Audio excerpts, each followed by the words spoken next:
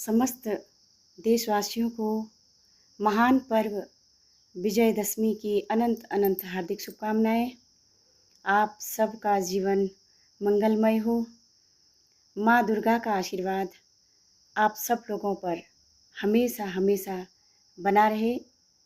अधर्म पर धर्म की विजय, असत्य पर सत्य की विजय, बुराई पर अच्छाई की विजय, पाप पर पुण्य की विजय। यह महापर्व सभी के जीवन में नई ऊर्जा और प्रेरणा का संचार करे। अहंग भाव निकले, द्वेष हमारे अंदर से समाप्त हो।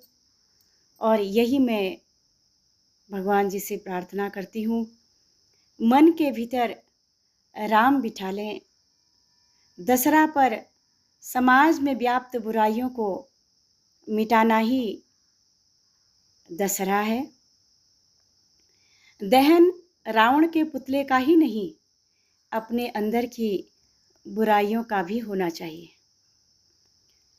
दिल में राम नाम का स्मरण करके धर्म के मार्ग पर चलना होगा। जो धर्म के मार्ग पर चलता है, सच्चाई और अच्छाई के मार्ग पर चलता है, तो एक न एक दिन वह व्यक्ति भी विजय का प्रतीक बन जाता है। मर्यादा पुरुषोत्तम राम की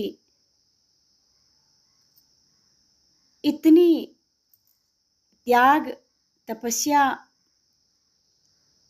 और सबका साथ पा करके, सबको सेवा का मौका दे करके प्रभु राम ने उस असत्य पर विजय प्राप्त की। प्रभु राम बड़े थे, भगवान थे और सारे कार्यों को वो खुद कर सकते थे, लेकिन उन्होंने अपने से छोटों को भी सेवा का मौका दिया और सबका उतना ही सम्मान किया। उन्होंने छोटों को इतना प्यार दिया, बड़ों को इतना सम्मान दिया। ये सारी चीज़ें हमें प्रभु राम से सीखने को मिलती हैं। वो धैर्य, करुणा और त्याग, कर्तव्य निष्ठा का महत्व समझाते हैं हम सबको। जो रामायण पढ़ते हैं उन्हें समझ में आता होगा कि प्रभु राम ने ऐसे ही तो रावण पर विजय प्राप्त नहीं की, ऐसे ही तो संहार नहीं किया।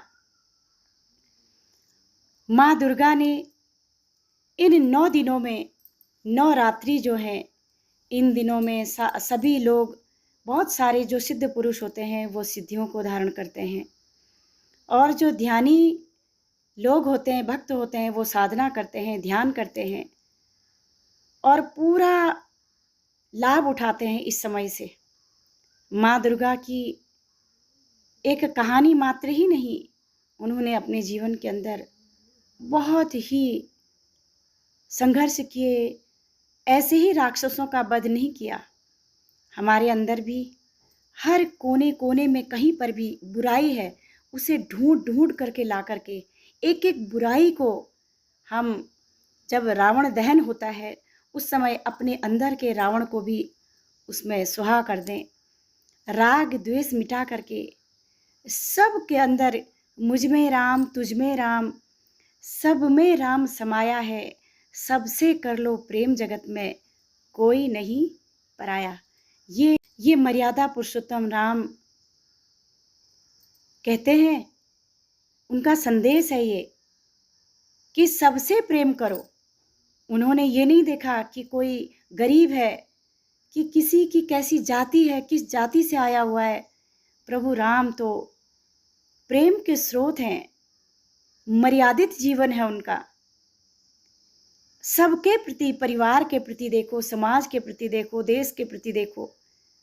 तो जब हम प्रभु राम को मानते हैं जो हमारे पिता हैं, तो हमें उन्होंने जो भी अपने जीवन में जो भी किया, हमें जो मार्ग बताया है, उसका अनुसरण हमें करना होगा। तो आप सभी लोगों को हार्दिक शुभकामनाएं, बहुत बहुत बहुत शुभकामनाएं। आप लोग परिवार सहित सुखी हों, निरोगी हों और सभी के अंदर विश्व बंधुत्व की भावना हो, सब सुखी हों, निरोगी हों।